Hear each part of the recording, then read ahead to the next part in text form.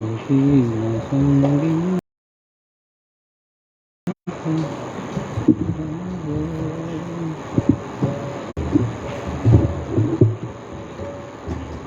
कृष्ण। श्री स्नान यात्रा महामहोत्सव की जय, जगन्नाथ स्वामी की जय। तुलसिंग जगन्नाथ अष्टकम।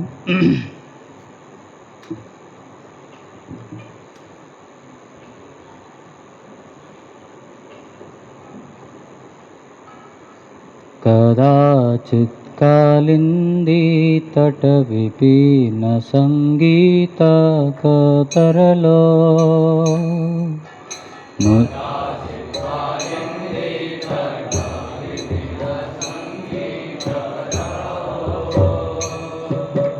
मुदाभिरी नारी वदन कमलास्वाद मधुप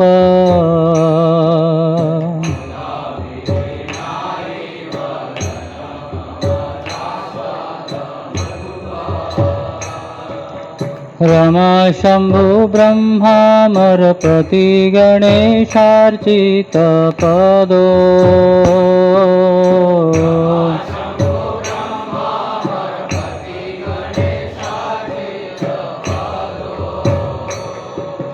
जगन्नाथ स्वामी नयन पथगामी भवतु मे।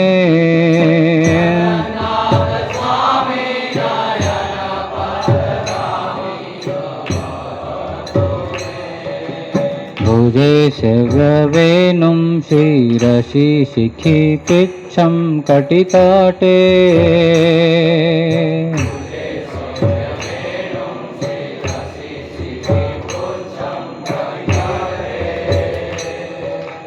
दुकूलनेत्रान्ते सहचरिकटाक्षं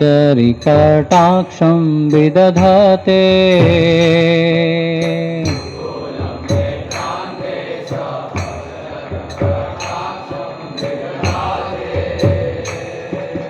सदा श्रीमद्वृन्दावन वसति लीला परिचय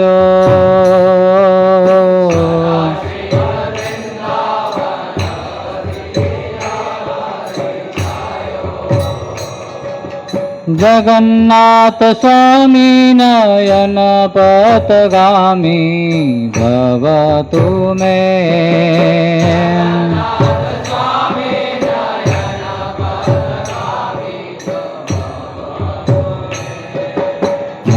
अहम्बुधिस्थिरे कनकरुचिरे नीलशिखरे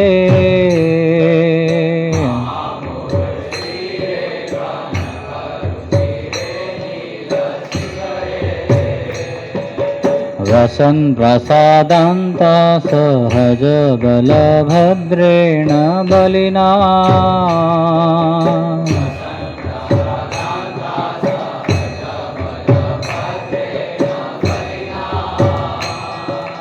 सुभद्रमध्यस्थ सकलसुरसेवावसरदो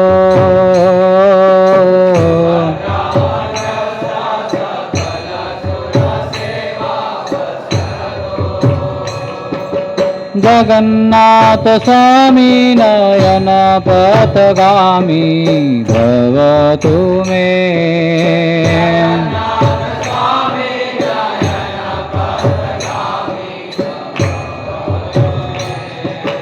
कृपा परवार सजल जलद श्रेणी रुचिरो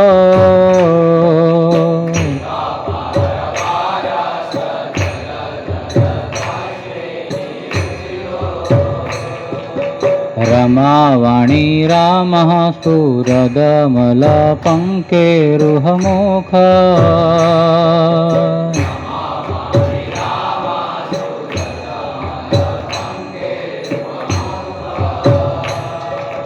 सुरेन्द्राराध्य श्रुतिगणशिखा गीतचरितो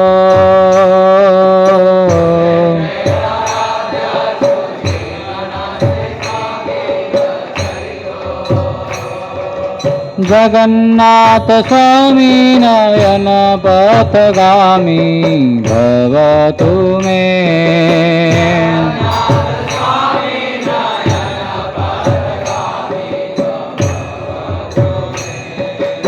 जगन्नाथ स्वामी नयन पथगामी भवतु मे।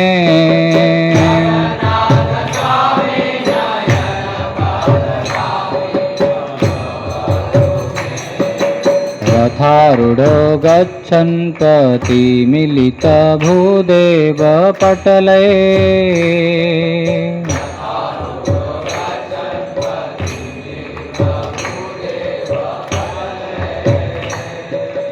स्तुतिर्प्रादुर्भावं प्रतिपदमुपाकर्ण्य सदया।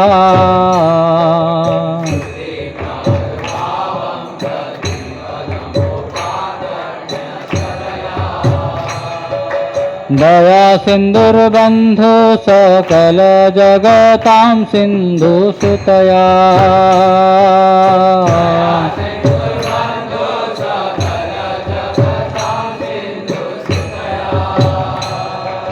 जगन्नाथ स्वामी नयन पथगामी भवतु मे।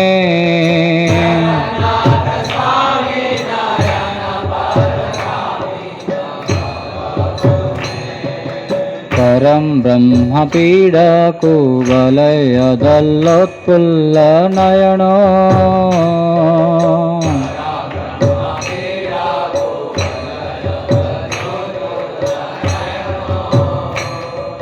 निवासी नीलाद्र निहित चरणोऽनन्त शिरसि।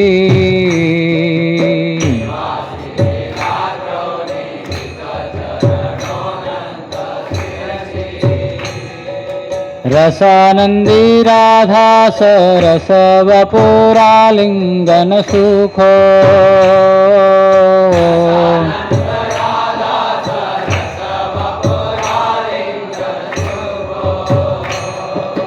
जगन्नाथ स्वामी नयन पथगामी भवतु मे।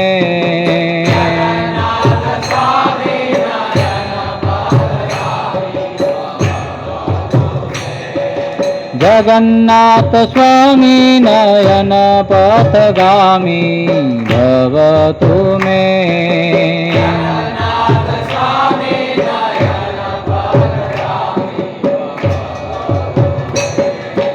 न वै याचे राज्यं न च कनकमाणिक्यविभवम्।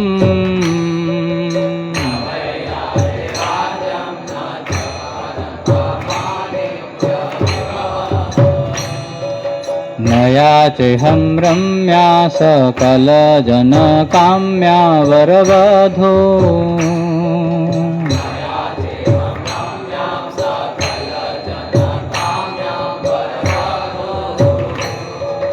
सदा काले काले प्रमथपतिना गीतचरितो।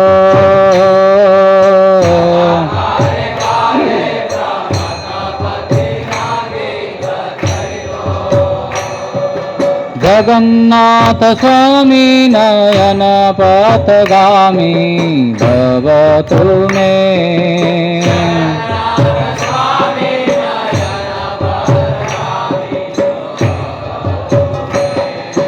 हरं तं संसारं द्रुतरमसंसारं सुरपते।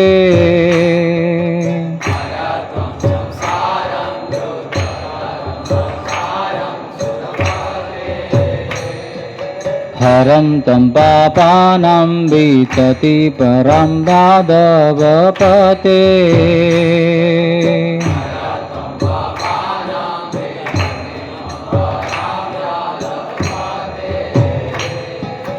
अहो दीनेनाथे निहित चरणनिश्चितमिदम्।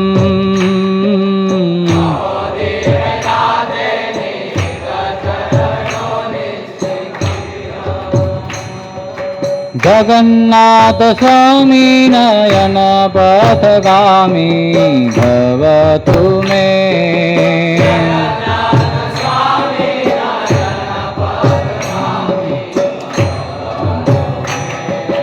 जगन्नाथ स्वामी नयन पथगामी भवतु मे।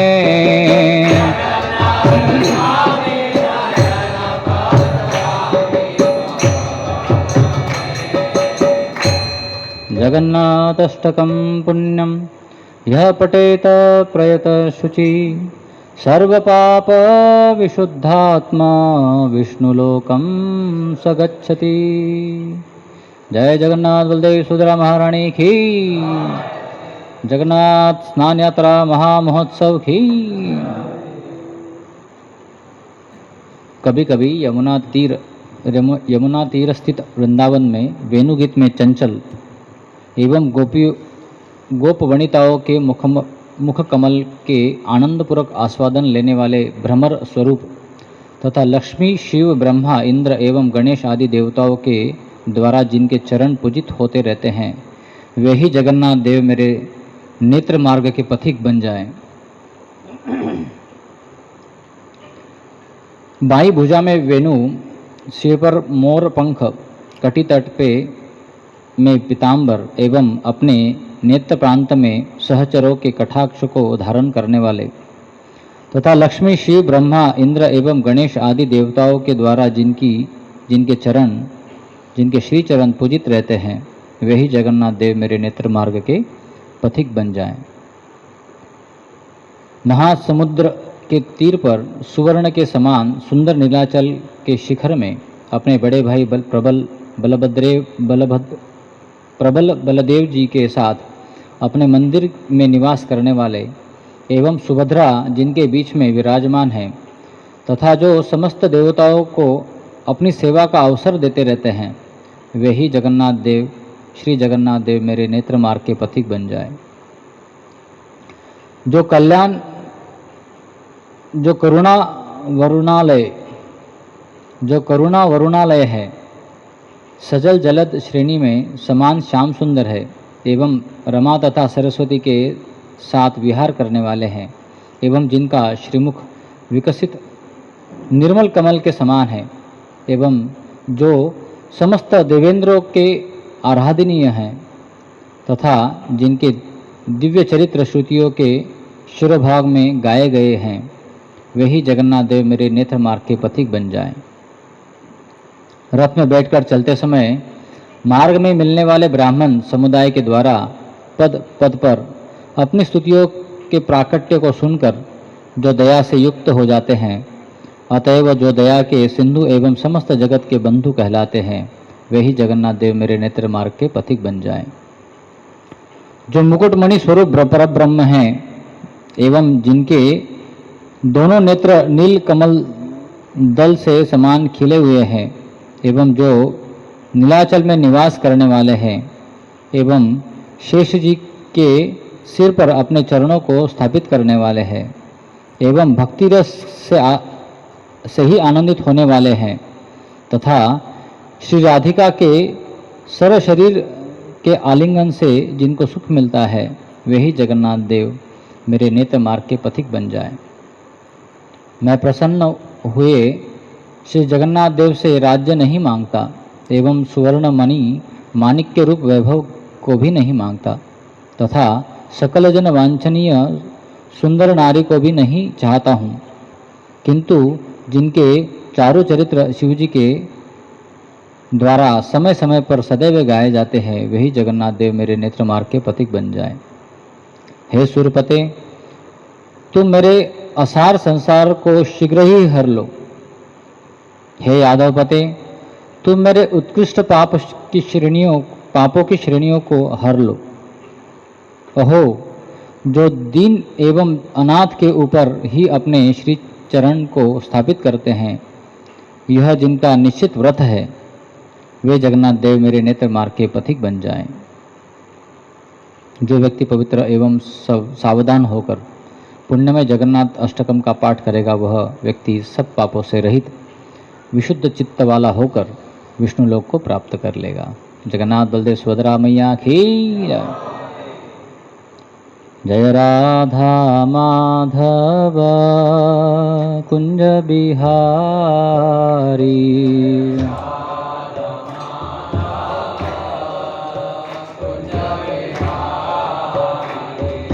गोपीजन वल्लभा गिरिवरधारी,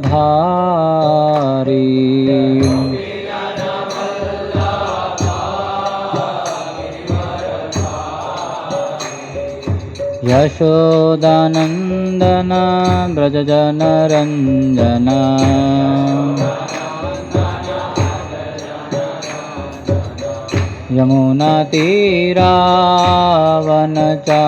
यमुनातीरावनचारी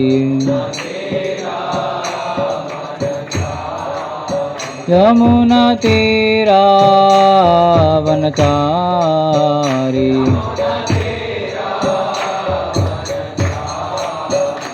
जय राधा माधव कुंज बिहारी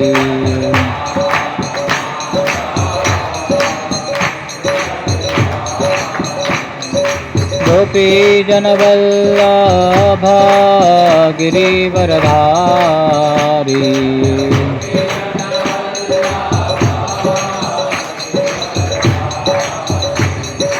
यशोदानन्दन व्रजजनरञ्जन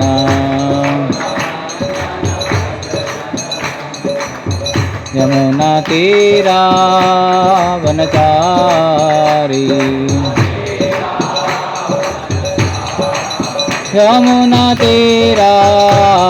यमुनातीरावनचारी जय राधा माधव कुंज विहारी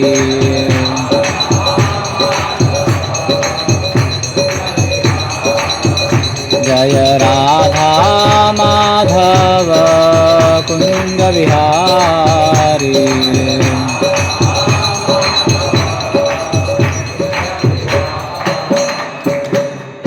जय ओम विष्णुपाद परमहंस परिव्राजकाचार्य अष्टोत्तर श्री श्रीमती दिव्येंद्र सभय चरणारविंद भक्ति वेदांत स्वामी श्री प्रभुपाद की अनंत कोटि वैष्णव वृंद की ग्रंथराज श्री चैतन्य चरितामृत की निताय गौर प्रेमानंदे।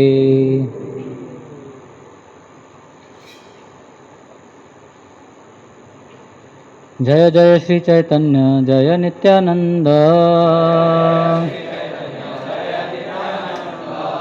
जय अद्वैत चंद्र जय गौर भक्त वृंद जय जय श्री चैतन्य जय नित्यानंद जय अद्वैत चंद्र जय गौर भक्त वृंद जय जय श्री चैतन्य जय नित्यानंद जय अद्वैत चंद्र जय गौर भक्त वृंद। स्नान यात्रा देखी प्रभु हैल बड़ सुख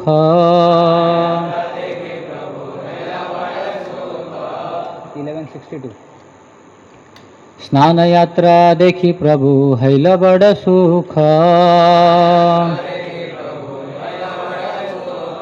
ईश्वरेर नवसरे पाइल बड़ दुख स्नान यात्रा देखी प्रभु हैल बड़ सुख ईश्वरेर नवसरे पाइल बड़ दुख स्नान यात्रा देखी प्रभु हैल बड़ सुख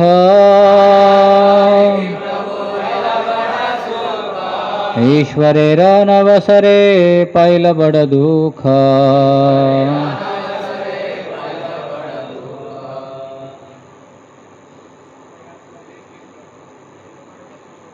स्नान यात्रा देखी प्रभु हैल बड़ सुख ईश्वरेर नवसरे पाइल बड़ दुख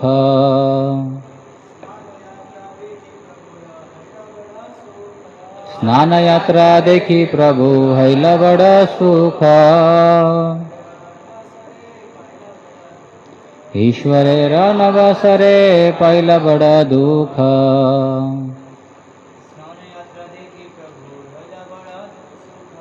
स्नान यात्रा देखी हैल बड़ सुख ईश्वरेर नवसरे पाइल बड़ दुख स्नान यात्रा देखी प्रभु हैल बड़ सुख ईश्वरेर नवसरे पाइल बड़ दुख स्नान यात्रा देखी प्रभु हैला बड़ा सुख स्नान यात्रा देखी प्रभु हैल बड़ सुख ईश्वर रे अनावसरे पहिला बड़ा दुख ईश्वरेर नवसरे पाइल बड़ दुख। शब्दार्थ अनुवाद और तात्पर्य कृष्ण कृपामूर्ति अभय चरणारविंद भक्ति वेदांत स्वामी श्रील प्रभुपाद जी के द्वारा श्रील प्रभुपाद की जय।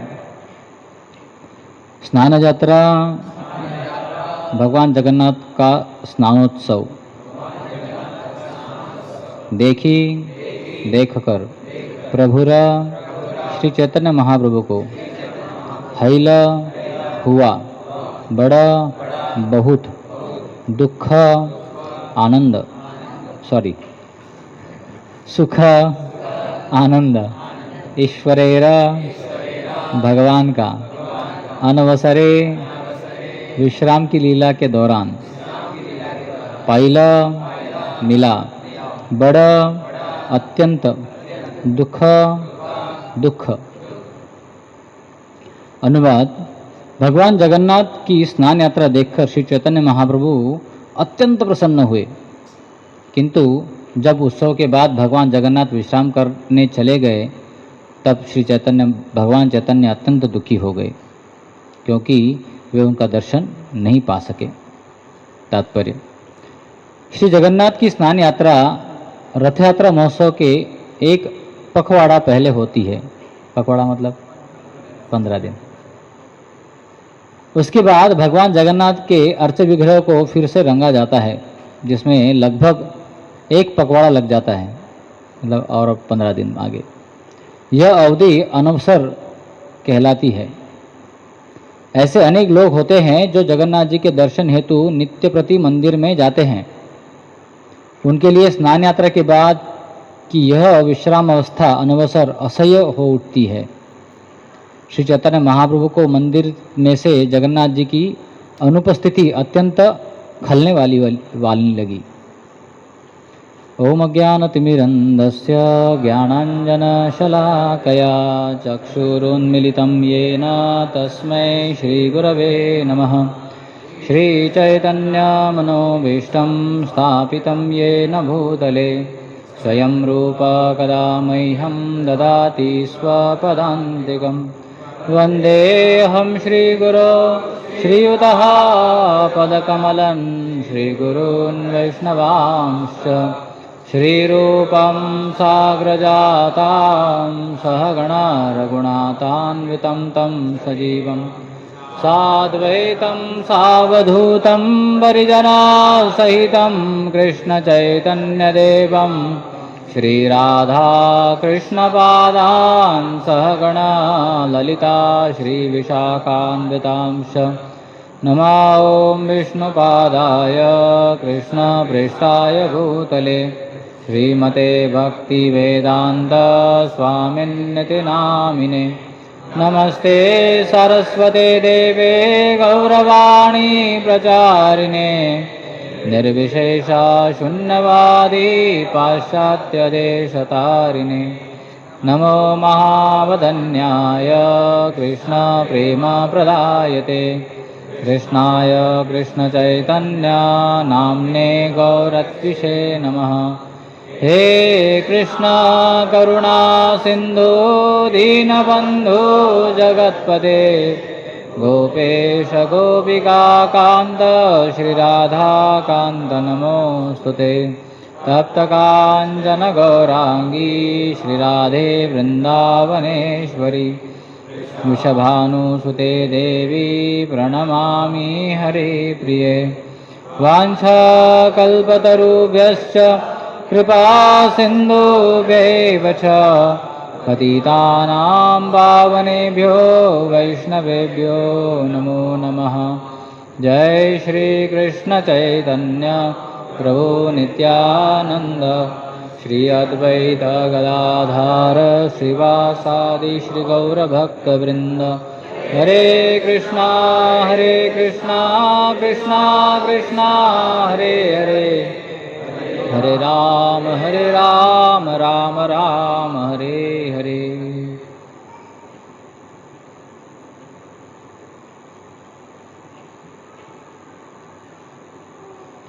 हरे कृष्णा। तो आज का बड़ा ही पावन तिथि है, आज स्नान यात्रा महोत्सव है।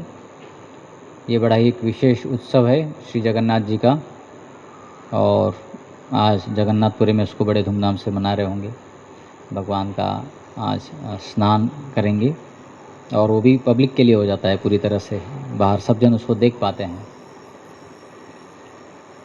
श्री जगन्नाथ जी के इस धाम में श्री चैतन्य महाप्रभु निवास किए लगभग 18 साल, और चैतन्य महाप्रभु के वहाँ पर रहने के लिए बताया जाता है कि 2 कारण बताए।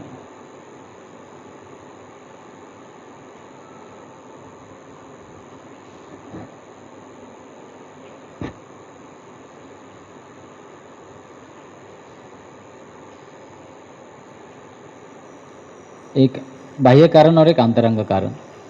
तो बाह्य कारण ये बताते हैं कि जिस लीला में जब श्री चैतन्य महाप्रभु वृंदावन जाने की बात करते हैं तो सची माता बड़ी दुखी हो जाती है। सची माता कहती कि नहीं, आप कितने दूर चले जाओगे तो आपका फिर संदेश नहीं मिलेगा, पता नहीं होगा कि आप कहाँ हो, आप क्या कर रहे हो, मुझे खबर नहीं मिलेगी।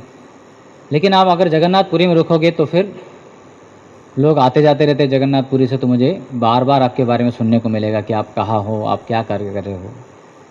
तो ये तो बाह्य कारण बताते हैं जगन्नाथपुरी में श्री चैतन्य महाप्रभु का रहने का। और चैतन्य महाप्रभु बड़े प्रेम से स्वीकार करते हैं सची माता का ये निवेदन। और आंतरिक कारण जो है चैतन्य महाप्रभु का, वहाँ पर श्री चैतन्य महाप्रभु जो स्वयं विप्रलंब भाव को आस्वादन करने के लिए आए हैं, और जगन्नाथपुरी ये विप्रलंब भाव के लिए बहुत महत्वपूर्ण है, बहुत इम्पॉर्टेंट जगह स्थली है, जहाँ पर लीला ही भगवान की, जो दर्शन है भगवान का वही विप्रलंब भाव में दर्शन बताया जाता है। तो ये बड़ी विशेषता है यहाँ पर। और जगन्नाथ पुरी के बारे में या जगन्नाथ जी के बारे में हम गौड़ी वैष्णव को सबसे अच्छी जो है शिक्षा या दर्शन वो उनके स्नेही प्रेमी भक्तों के माध्यम से होती है। जैसे शिल प्रभुपाद जी, शिल प्रभुपाद जी बचपन से ही जगन्नाथ जी के प्रति बड़े आकृष्ट थे। जब छोटे से ही थे 5-7 उम्र के, तो उन्होंने जगन्नाथ रथ यात्रा मनाने का बड़ा निश्चय किया था, और बड़े उत्साह के साथ में उन्होंने अपने माता पिता को बोला था कि मुझे रथ बनाना है। और पिताजी गए बहुत जगह ढूंढे, कहीं मिला नहीं रथ उनको, तो हताश होकर वापस आ रहे थे। तो ये रास्ते में चिल्लाना चालू कर दे, छोटे बच्चे ऐसे रोते हैं ना, मुझे चाहिए। तो ऐसे उन्होंने चिल्लाना चालू कर दिया, रोना चालू कर दिया। तो पास से एक महिला जा रही थी, उन्होंने बोला क्यों रो रहा है तुम्हारा बच्चा? गौरमोहन को पूछा, तो गौरमोहन बोलते हैं कि इसको रथ चाहिए, अभी कहाँ करे, रथ मिल नहीं रहा है मार्केट में कहीं पर। तो उन्होंने कहा कि मेरे घर पर एक टूटा हुआ पड़ा हुआ है, मैं आपको दे दूंगी, उसको आप ठीक से करके ले लो। तो उन्होंने जगन्नाथ जी का रथ उनको दिया। बड़ा सुंदर रथ था वो, बहुत सुंदर तरीके से उसको बनाकर फिर शिल प्रभुपाद जी ने एक दिन की रथ यात्रा का आयोजन किया था उनके वहाँ पर मोहल्ले में। और एक दिन का महोत्सव था, रथ यात्रा में भाग लेना था।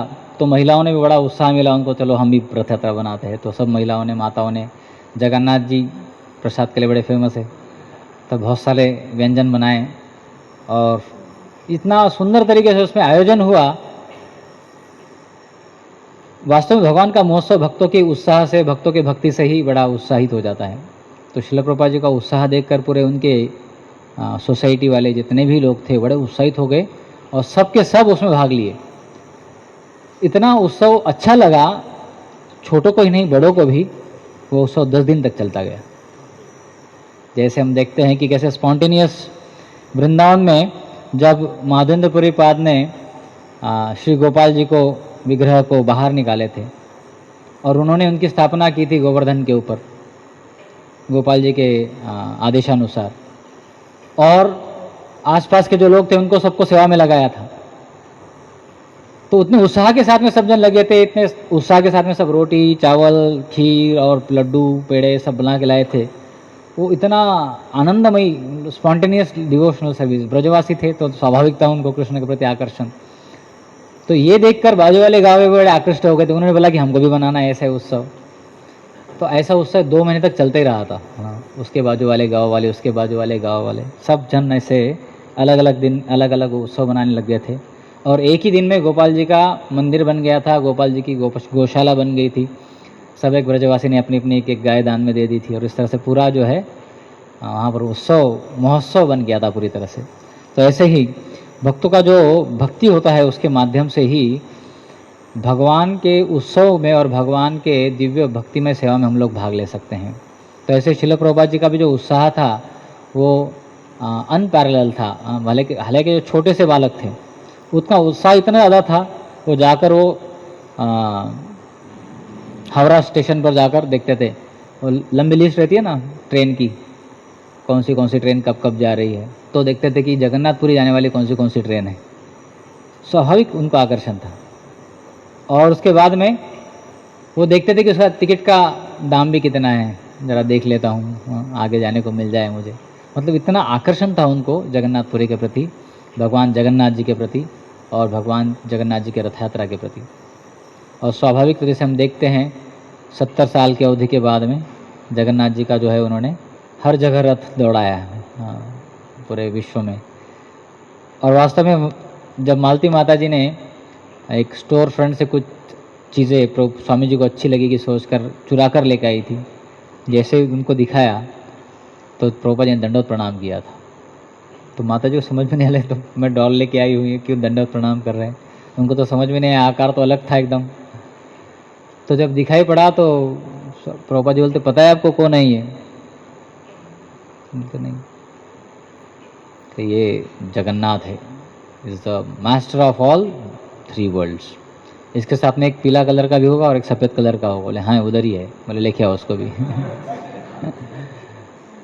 तो मालती माता जी डबल गई और डबल हाईजैक करके लेके आई उनको वहाँ से।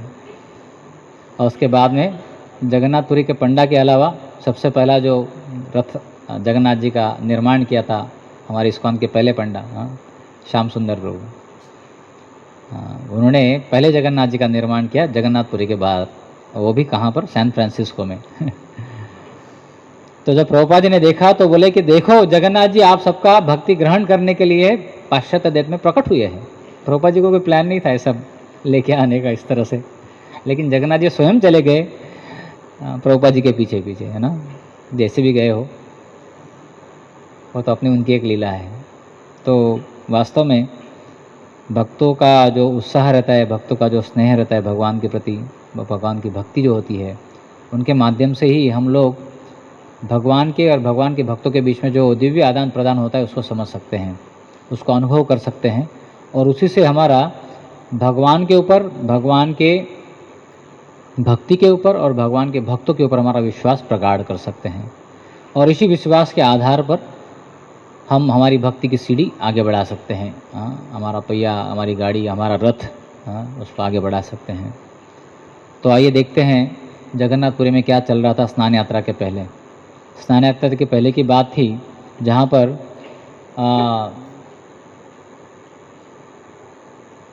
चैतन्य महाप्रभु अभी अभी दक्षिण भारत की यात्रा कर आए थे, और दक्षिण भारत की यात्रा करके आने के बाद में वो सीधा जो है जगन्नाथपुरी आए,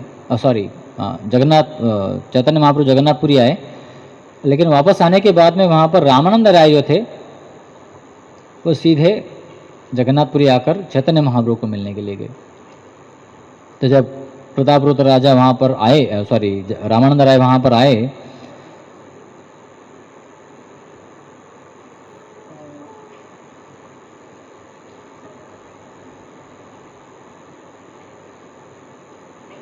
तो वो श्री चैतन्य महाप्रभु को मिलने के लिए गए।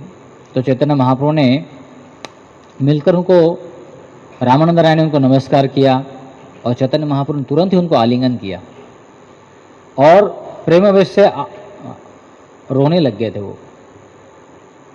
तो आसपास के जितने भी भक्त थे बड़े आश्चर्यचकित हो गए कि अरे ये भक्त कहाँ से आया है, ये किस तरह से आदान प्रदान हो रहा है चैतन्य महाप्रभु के साथ में। तो रामानंद राय ने तुरंत कहा कि मैंने प्रतापरुद्र राजा को ये आपकी मन की बात बताई थी। आप मुझे जब वहाँ पर कहूर में मिले थे गोदावरी के तट पर, आपने बोला था कि मैं शीघ्र ही जगन्नाथपुरी जाऊँगा और आप भी वहाँ आना। तो यही बात मैंने मेरे राजा से कही थी, जिनके अंडर में सेवा कर रहा हूँ, वहाँ का गवर्नर बोलकर। तो प्रतापरुद्र राजा ने बड़ी खुशी हुई, तो उन्होंने बोला कि जो है आप तुरंत ही छुट्टी पा लो यहाँ से, और आप जो है चैतन्य महाप्रभु की सेवा में लग जाओ पूरी तरह से।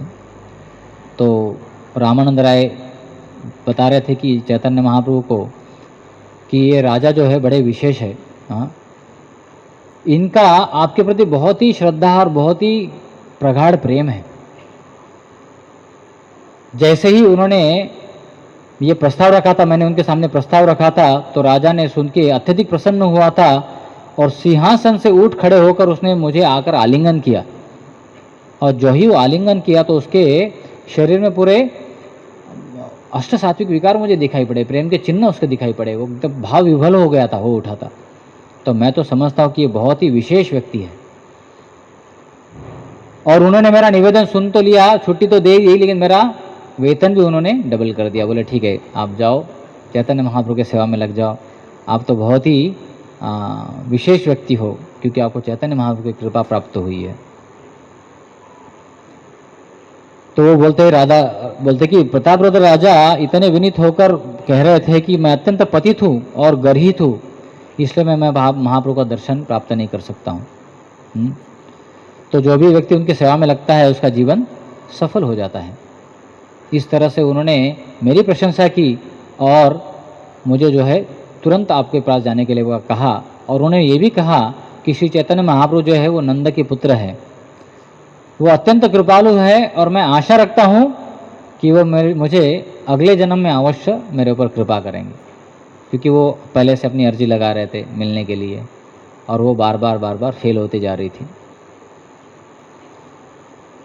और बाद में रामानंद राय कहते कि मुझे लगता है कि मेरे में तो एक अंश मात्र भी प्रेम नहीं है, जैसा रामानंद राय अब जैसे प्रतापरुद्र के राजा के हृदय में था।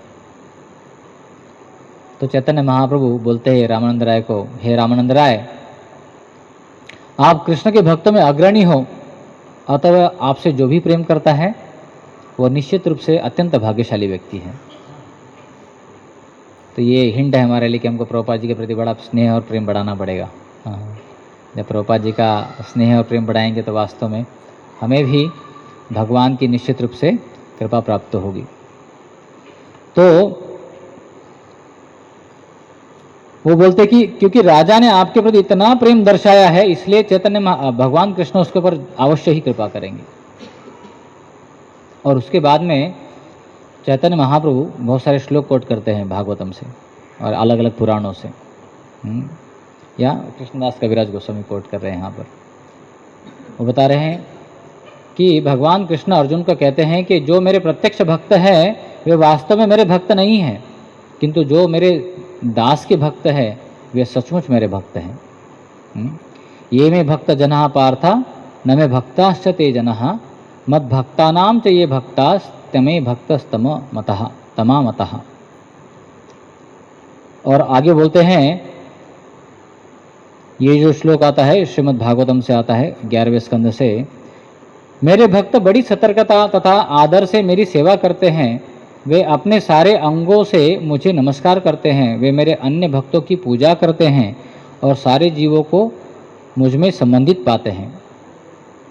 वे मेरे लिए अपने शरीर की सारी शक्ति लगा देते हैं, वे मेरे गुणों तथा रूप की महिमा का बखान करने में अपनी वाणी का प्रयोग करते हैं, वे अपना मन भी मुझे अर्पित कर देते हैं और सारी भौतिक इच्छाओं को त्यागने की चेष्टा करते हैं। मेरे भक्त के यही लक्षण हैं। इस तरह से बता रहे हैं कि कैसे भक्तों के लक्षण होते हैं कि पूरी तरह से वो अनुकूल्य से संकल्प प्रतिकूल्य से वर्जनम करते हैं।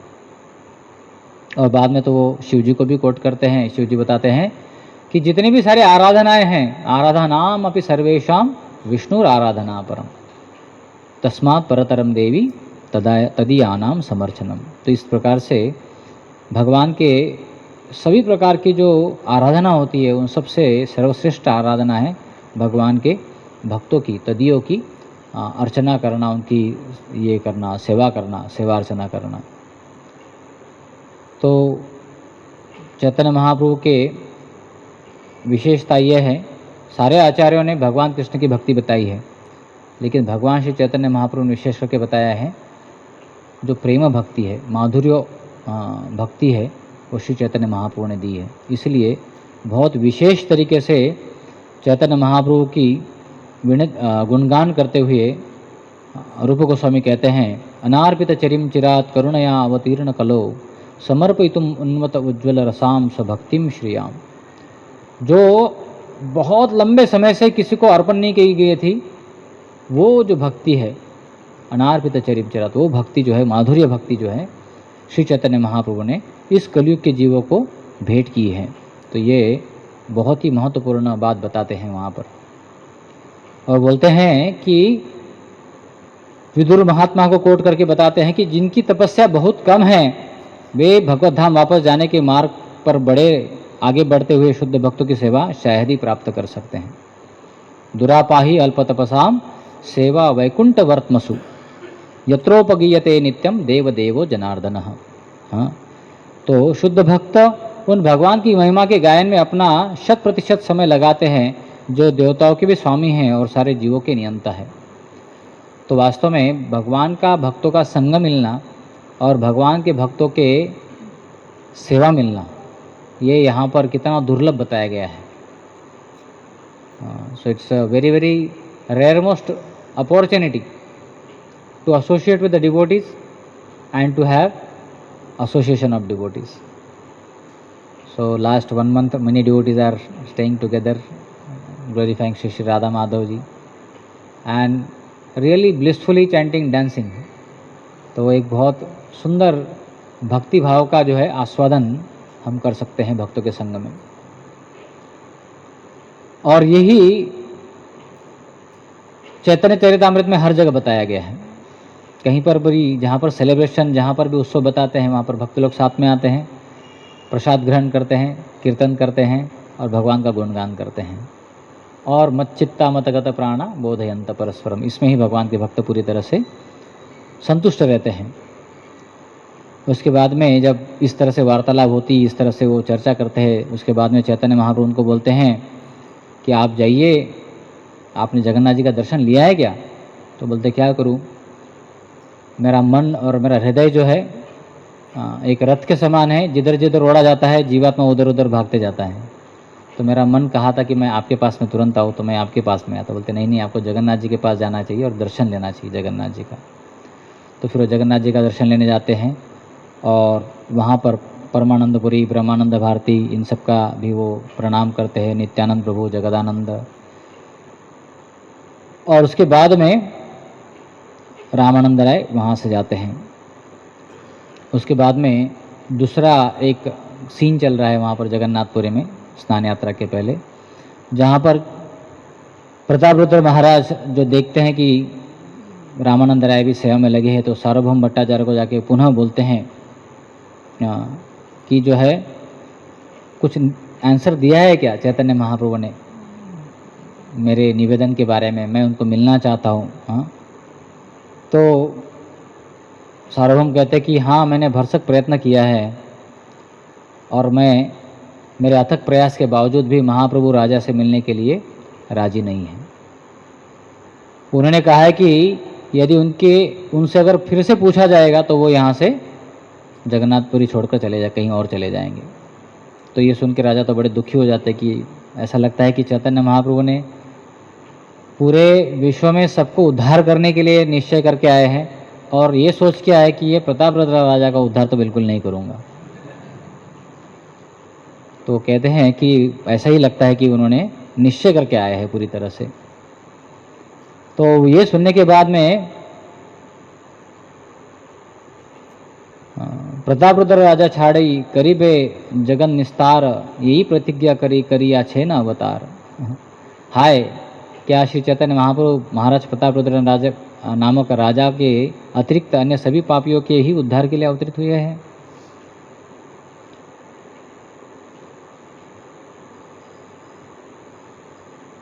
तो प्रतापरुद्र राजा कहते हैं, तार प्रतिज्ञा मोर ना करीबे दर्शन, मोर प्रतिज्ञा तार बिना छाड़ी जीवन। वो कहते हैं कि अगर भगवान ने ऐसा निश्चय कर ही लिया है कि मुझे वो दर्शन नहीं देंगे, तो मैं भी कृतक संकल्प हूँ कि यदि मैं उनका दर्शन नहीं पाता हूँ तो अपना जीवन त्याग दूंगा। तो इतना गहरा उनका स्नेह प्रेम होता है, और उनकी दृढ़ता बड़ी स्ट्रिक्ट बताई, बड़ी कठोर बताई यहाँ पर। यदि सही महाप्रभु ना पाई कृपा धन, किब राज्य किब देह सब अकारण। तो इस तरह से उनका जो स्नेह था चैतन्य महाप्रभु के प्रति, बोलते कि अजी मुझे श्री चैतन्य महाप्रभु की कृपा प्राप्त नहीं होती तो मेरा शरीर तथा मेरा राज्य निश्चित रूप से व्यर्थ है। प्रभुपाद जी बोलते हैं कि ये जो विशेष करके आसक्ति है, this is the really unique one, मतलब जिन व्यक्ति के प्रति भगवान के प्रति स्नेह या उत्पन्न हुआ है, ऐसा ही व्यक्ति इस तरह से विरक्ति अपने जीवन में दिखा सकता है। तो ये सब होने के बाद में आगे समय आता है जहाँ पर सार्वभौम भट्टाचार्य उनको एक सुझाव बताते हैं कि ऐसा करो, अभी रथ यात्रा आने वाला है, अभी स्नान यात्रा आने वाला था, 2-4-3 दिन बाद स्नान यात्रा था, उसके पहले की ये कथा है, और 15 दिन बाद में रथ यात्रा होगी। तो जब रथ यात्रा होगी तो उस समय में श्री चैतन्य महाप्रभु जो है गुंडीचा उद्यान में प्रवेश करेंगे, तभी आप वहाँ जाए और श्रीमद् भागवत के उन 5 अध्यायों को पढ़े जिनमें गोपियों के साथ कृष्ण के रास नृत्य का वर्णन है। इस तरह महाप्रभु चरण कमलों पर आप महाप्रभु के चरण कमलों पर पढ़ सकते हैं, इस तरह से वो बोलते हैं। और प्रेमाविष्ट होने के कारण चैतन्य महाप्रभु बाहरी सुदबुद नहीं रखेंगे। आप उसी समय श्रीमद् भागवत के अध्याय को सुनाना शुरू करना, और तब वो आपको शुद्ध वैष्णव जानकर गले लगाएंगे। मतलब एग्जैक्टली जो सार्वभौम भट्टाचार्य ने प्रेडिक्ट किया है, अभी वो तो पूछा तो नहीं था उन्होंने, प्लान तो नहीं था उनका ऐसा होने वाला है, लेकिन जिस तरह से सार्वभौम भट्टाचार्य ने बताया ठीक उसी तरह से चैतन्य महाप्रभु के साथ में उनका आदान प्रदान हुआ था।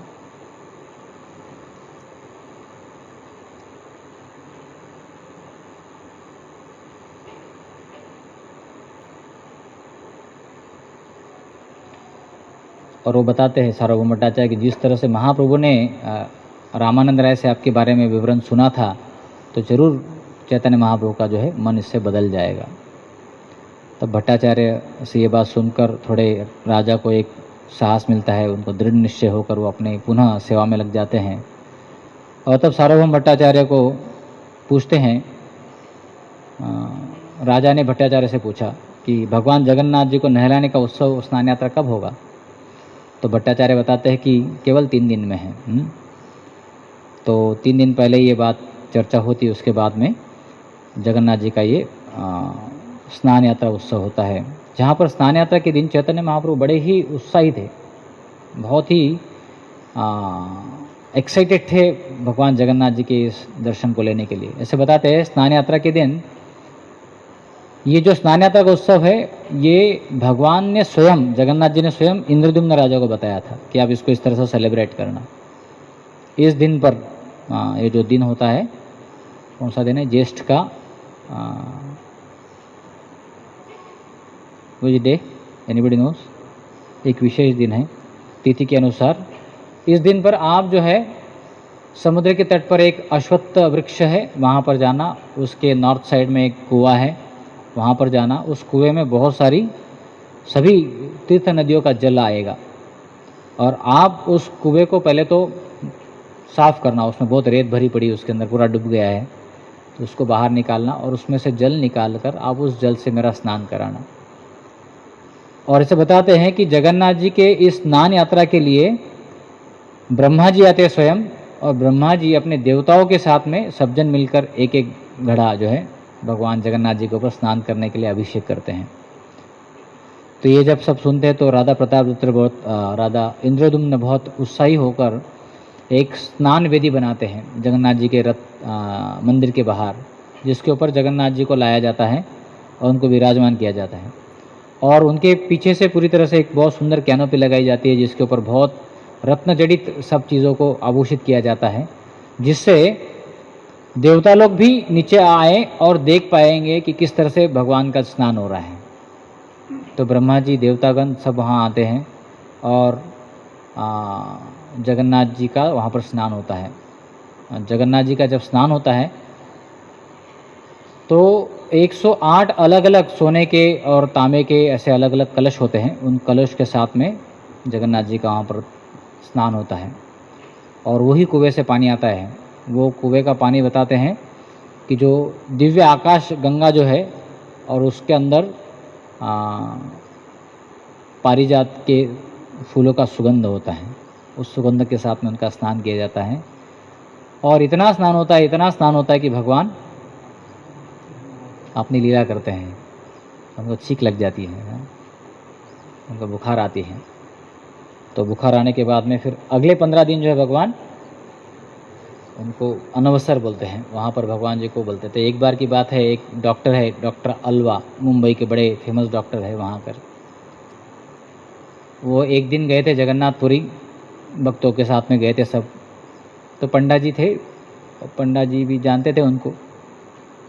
तो बोले आइए, आप तो डॉक्टर हो, जगन्नाथ जी का सेवा चल रहा है, अंदर देख लीजिए, थोड़ा भगवान को चेक कीजिए आप, भगवान सही है कि नहीं। तो इनको लगा कि अच्छा है, भाव अच्छा है, जगन्नाथ जी बीमार हुए हैं थोड़े और भक्त लोग जो है थोड़े उत्साही है।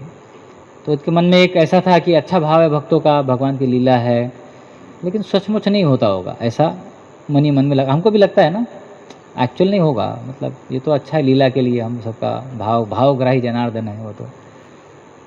तो जो पंडा ने बोला कि चलो मेरे साथ में चलो, तो अंदर लेके गए। बोले देखो भगवान का भी सब दिव्य लीला चल रहा है और ये औषधि है नाना प्रकार की, जगन्नाथ जी को बड़ा बुखार है।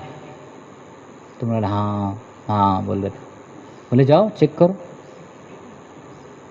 तो इनके मन में चल चेक कर ही लेते, अभी बोला है तो गए और हाथ लगाया उन्होंने जगन्नाथ जी को। तुरंत हाथ एकदम खींच लिया उन्होंने, बहुत गर्म लग गया उनको, और तुरंत जो है वहाँ से भागते हुए आ गए।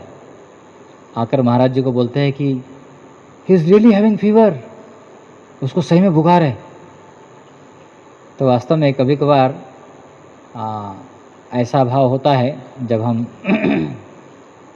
उन्नत स्थिति में नहीं है तो विचार करते हैं कि शायद शास्त्रों में लिखा है इसलिए होगा, लेकिन वास्तव में ये सब चीज़ें होती है।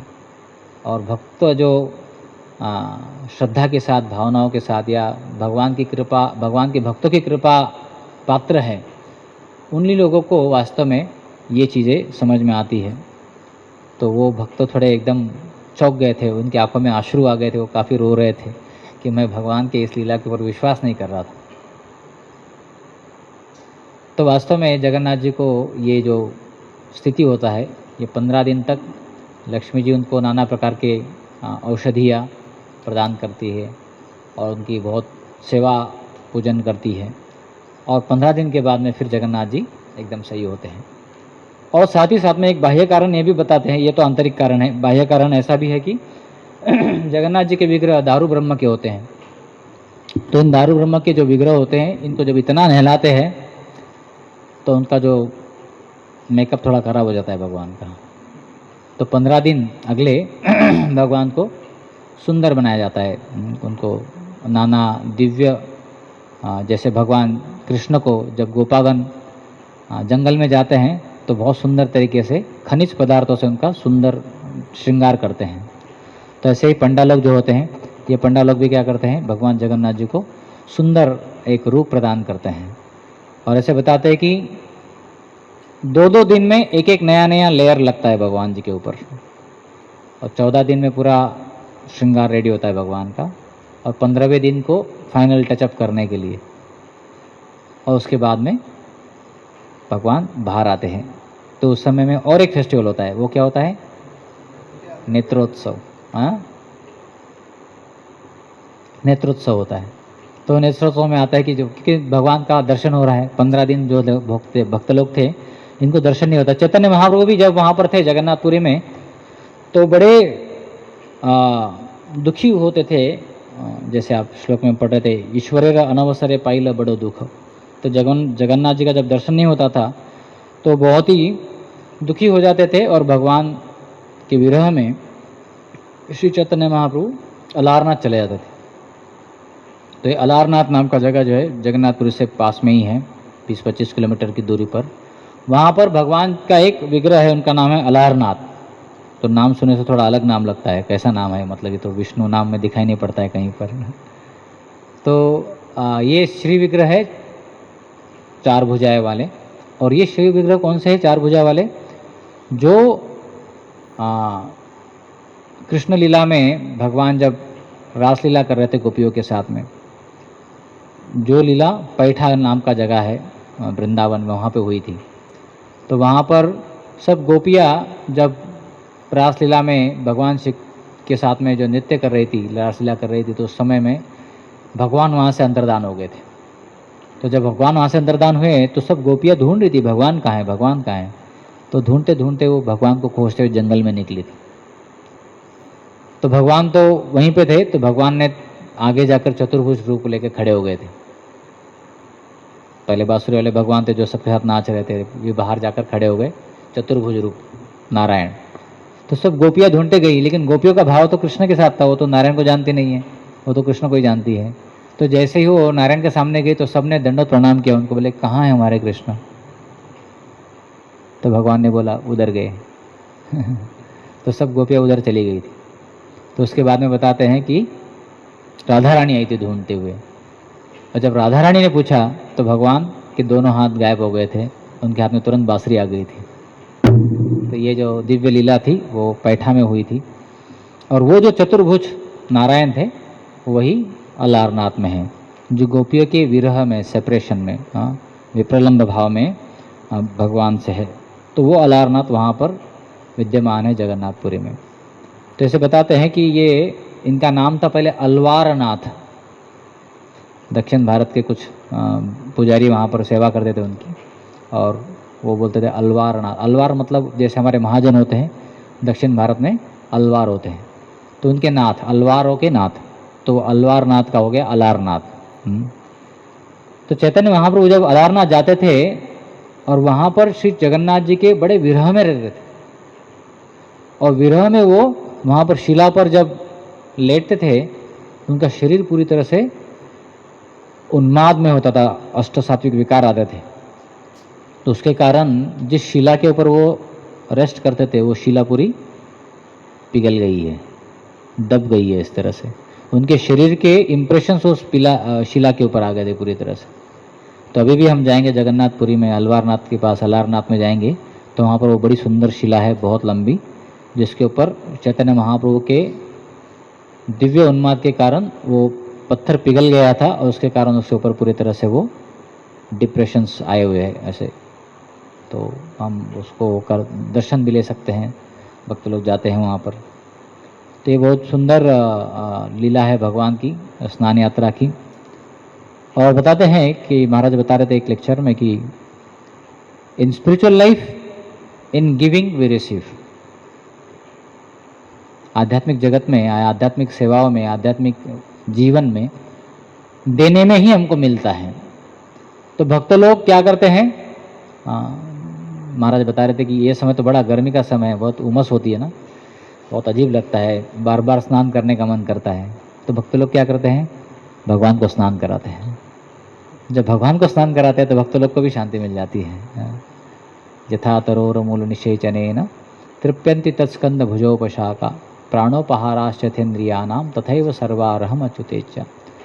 तो भगवान को आनंद देने में ही भक्तों को आनंद मिलता है। इसलिए भगवान के भक्त जो होते हैं वो भगवान के प्रति बहुत कैसे सेवा करेंगे जिससे हम भगवान को और ज़्यादा आनंद प्रदान करें, और उसमें भगवान के भक्तों को भी बड़ा आनंद प्रदान हो जाता है। तो similarly in our spiritual life this is very important aspect in giving we receive.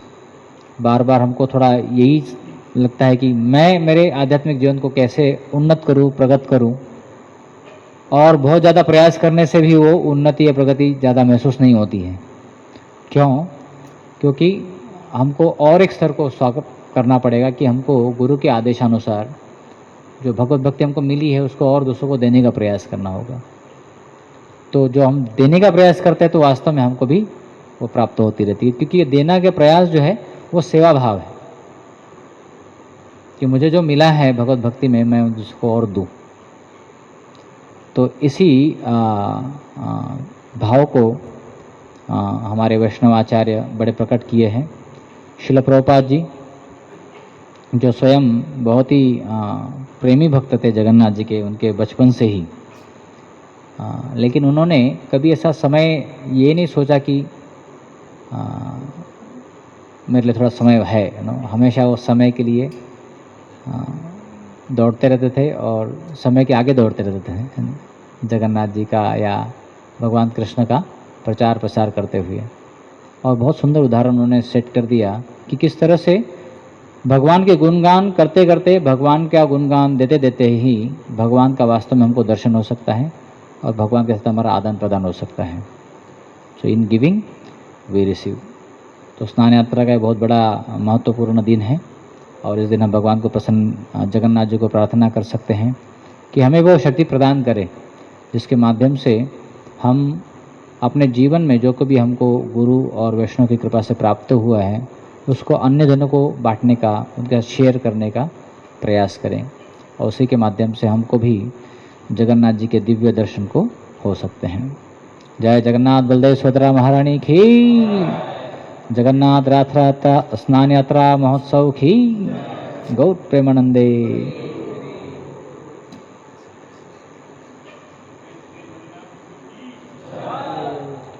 Srila Prabhupada की जय।